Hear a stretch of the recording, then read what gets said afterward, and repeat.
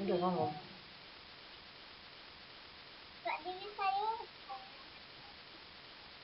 Baik, selamat pagi. Hari ini kita masuk materi perkuliahan kita yang bertopik revolusi mental. Revolusi mental ini merupakan salah satu materi baru yang saya masukkan di dalam materi kewarganegaraan dan materi Pancasila sesuai dengan petunjuk ketika kami dosen kewarganegaraan dan Pancasila mengikuti bimbingan teknis di Yogyakarta pada beberapa waktu yang lalu.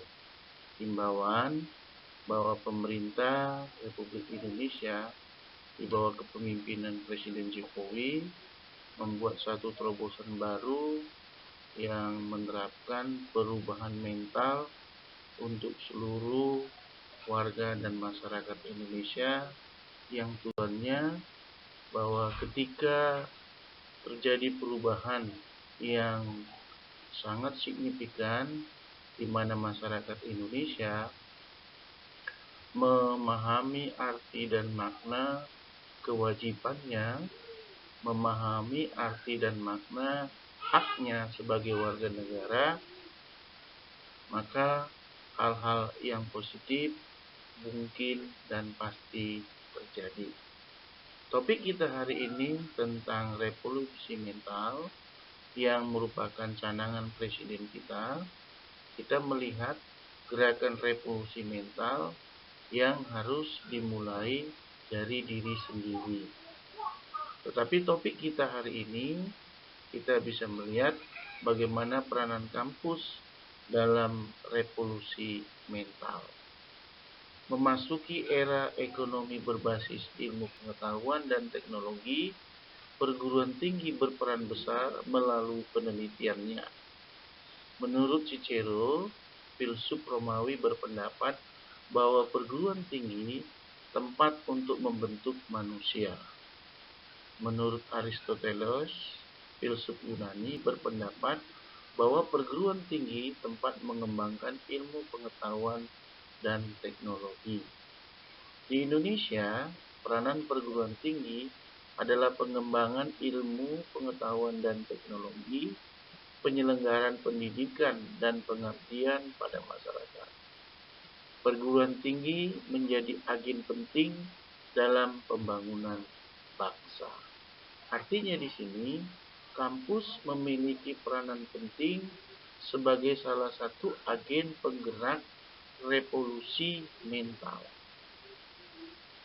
Kampus atau dunia kampus adalah dunia akademisi yang di dalamnya perlu dan tetap dipertahankan yang namanya basis data.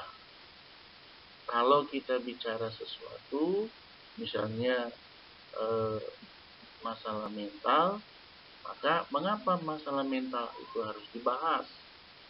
Mungkin fenomena atau data yang ada di dalam masyarakat bahwa terjadi pergeseran nilai, sehingga mental masyarakatnya menjadi mental yang tidak menunjukkan etika atau tidak menunjukkan nilai kebenaran, yang sering disebut dengan istilah mental tempe.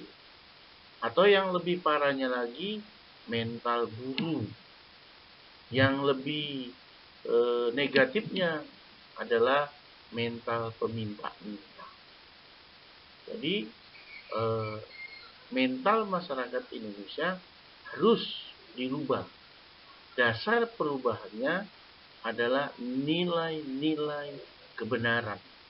Yang kita tanamkan di sini atau yang kita tekankan adalah nilai-nilai Pancasila.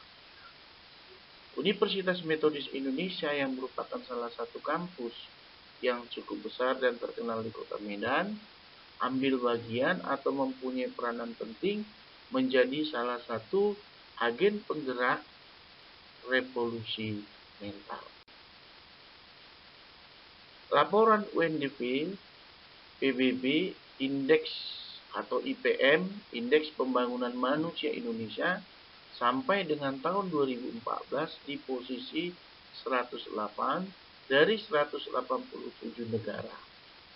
Kita berada di bawah Singapura, kita di bawah Malaysia, kita di bawah Thailand, bahkan hanya Filipina itu pun masih memiliki posisi 117, Vietnam 121, Kamboja 136, Laos 139, serta Myanmar 150. Malaysia, negara tetangga kita, menduduki urutan ke-62. Sementara kita berada di 108 dari 187. Ini Indeks Pembangunan Manusia Indonesia sampai data tahun 2014. Melihat posisi dan keadaan kita di satu sisi, serta peluang dan potensi yang kita miliki di sisi lain, maka dituntut suatu perubahan yang besar. Salah satu caranya ialah membudayakan suatu gerakan revolusi mental yang kita mulai dari diri kita sendiri. Jadi kita mulai dari diri kita sendiri. Apa contoh yang paling sederhana? Contoh yang paling sederhana adalah kita membiasakan diri kita untuk peduli. Peduli pertama kepada diri kita. Lalu yang kedua, kita peduli dengan lingkungan kita. Ketika kita peduli dengan diri kita, maka otomatis kita akan peduli kepada lingkungan kita. Bagaimana kita mau peduli dengan lingkungan kita kalau kita tidak peduli kepada diri sendiri?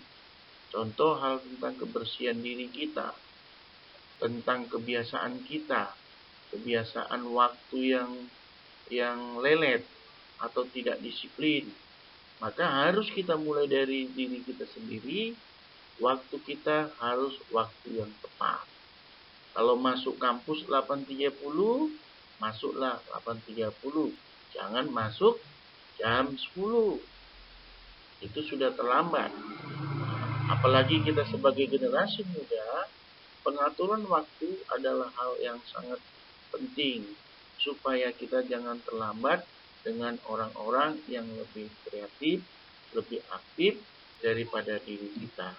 Karena waktu yang sudah lalu tidak akan bisa kembali lagi. Ini bahwa kita menjadi orang yang mandiri. Kita menjadi orang yang kreatif. Kita menjadi orang yang berempati. Empati. Contoh yang paling sederhana adalah kita menghargai orang lain.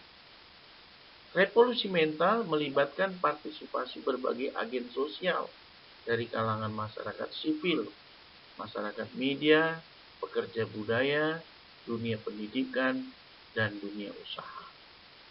Revolusi mental harus mendasarkan fundamental negara, yakni Pancasila.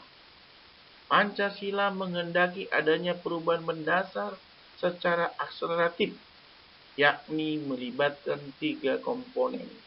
Di antaranya ranah mental kultur untuk menciptakan masyarakat religius, berprikemanusiaan, egaliter, mandiri, serta sanggup menjalin persatuan, yaitu gotong royong dengan semangat pelayanan. Ranah politik diarahkan untuk menciptakan agen perubahan dalam bentuk integrasi kekuatan nasional melalui demokrasi, permusyawaratan yang berorientasi persatuan dan keadilan. Ranah mental diarahkan untuk menciptakan perekonomian yang berkeadilan dan berkemakmuran. Inilah ranah daripada revolusi mental. Tentang revolusi mental yang merupakan salah satu program daripada pemerintahan kita yang dipimpin oleh Bapak Presiden kita, Jokowi. Terima kasih, selamat pagi.